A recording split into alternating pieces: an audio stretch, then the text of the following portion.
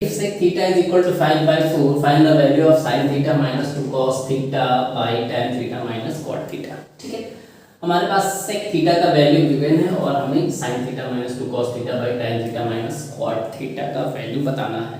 ठीक है, तो सबसे पहले अगर हम लोग देखें यहाँ पे तो गिवन क्या है हमारे पास, sec theta is equal to 5/4।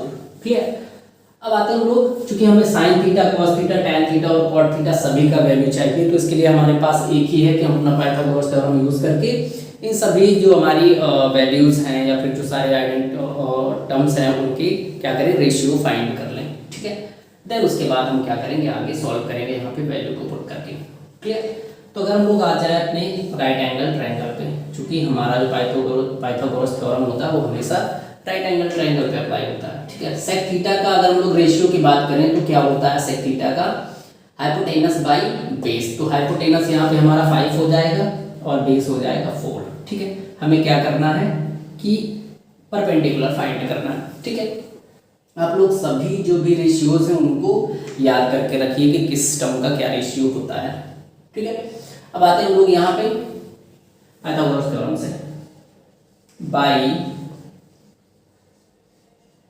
Pythagoras theorem. ठीक है, वैल्यू लिख कर लो, अगर तो ये हो जाएगा a b and c।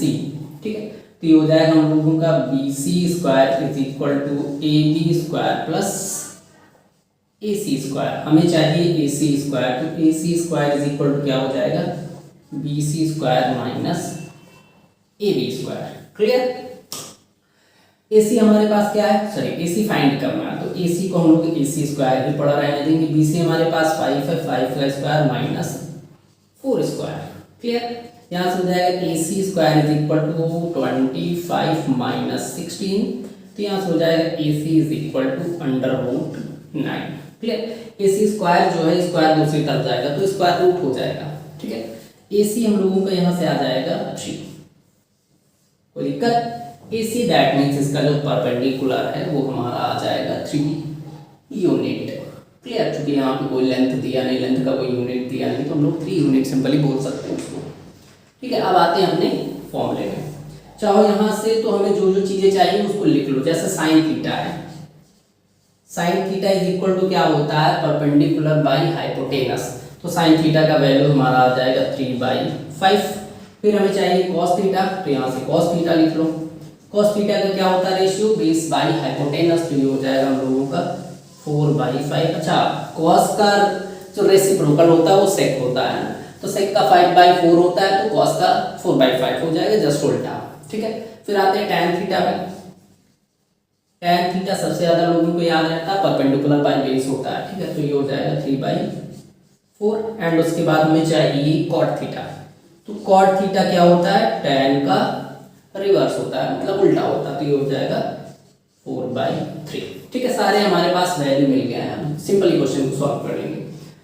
Sine theta directly यहाँ से आप लोग एक स्टेप और लिखिएगा, हम डायरेक्टली यहाँ से वैल्यू पुट कर रहे हैं। ठीक है, साइन थीटा का 3/5, तो ये हो जाएगा 3/5 माइनस 2 इंटू कॉस का क्या हो जाएगा 4/5। Clear, whole divided by tan theta, tan theta का हमारा 3/4 माइनस कॉट का हो जाएगा 4/3। क्लियर, ऊपर अगर हम लोग बात करें तो यहाँ से हो जाएगा हम लोगों का 3/5 माइनस मल्टीप्लाई करेंगे तो हो जाएगा 8/5 whole divided by base equal कर लो, बेस क्या हो जाएगा इसका 12। ठीक है, 4 3 12 और 3 से हम मल्टीप्लाई करोगे 9 माइनस 16। ओके, आगे इसको सॉल्व करो या फिर ये सॉल्व कर लेते हैं। 3 में से 8 माइनस होगा तो कितना बचेगा, माइनस का 5 डिवाइडेड बाई 5 इंटू क्यों, इसको हम सॉल्व करके ऊपर ले जाएंगे, रेसिप्रोकल कर देंगे। ठीक है, तो यहाँ 9 में से 16 माइनस होगा तो बचेगा कितना, 9 में से 16 माइनस होगा तो माइनस का 7 बच जाएगा। ठीक है, और नीचे अगर हम लोग देखें यहाँ पे तो ये हो जाएगा माइनस का 7/12, उसको ऊपर ले जाएंगे तो हो जाएगा 12/-7। क्लियर, माइनस साइन से माइनस साइन कैंसिल हो जाएगा, 5 से 5 1 टाइम्स कैंसिल हो जाएगा, आंसर हमारे पास कितना आ जाएगा 12/7। ये इस क्वेश्चन का आंसर होगा। ठीक है।